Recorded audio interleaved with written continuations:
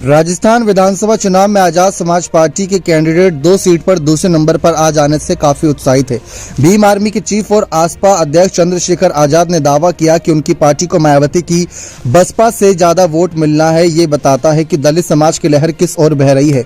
चंद्रशेखर ने मायावती द्वारा अपने भतीजे आकाश आनंद को बीएसपी में अपना उत्तराधिकारी घोषित करने पर तंज कसते हुए आजाद ने कहा कि नेता जनता वोट देकर चुनती है, न कि बंद कमरे में घोषणा से कोई नेता बन जाता है। चंद्रशेखर आजाद ने यूपी की नगीना लोकसभा सीट से चुनाव लड़ने की घोषणा भी की है। परिसीमन से पहले इस सीट के ज्यादातर हिस्से बिजनौर लोकसभा सीट के अंदर थे, जिस सीट से मायावती भी एक बार सांसद रह चुकी हैं। आजाद ने कहा कि बसपा जिस मकसद से बनाई गई थी, मायावती ने उसे उस रास्ते से भटका दिया है। उन्होंने कहा कि कांशीराम ने बसपा को निस्वार्थ राजनीति और दबे कुचलों की सेवा के लिए खड़ा किया था, न कि परिवार के लिए। ये उनके अंदर का मामला है, लेकिन मायावती ने पहले कहा था कि वो बसपा संस्थापक कांशीराम की तरह अपने परिवारों को राजनीति से दूर रखेंगी।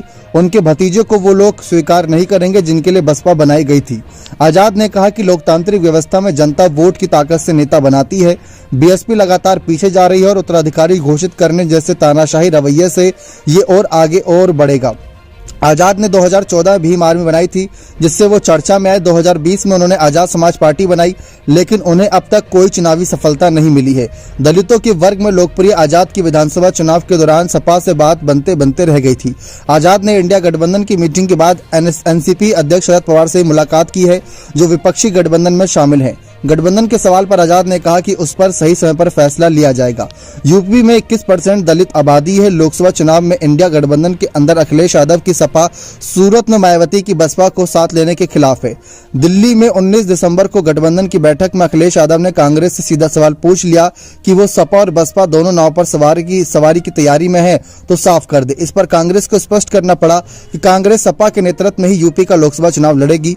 कांग्रेस के अंदर कई नेता चाहते हैं कि गठबंधन में बसपा को भी लाया जाए, जिससे दलित वोटरों को बंटवारा न हो। चंद्रशेखर आजाद उभरते दलित नेता हैं। शरद पवार से उनकी मुलाकात को गठबंधन में मायावती के विकल्प की तलाश के तौर पर भी देखा जा रहा है।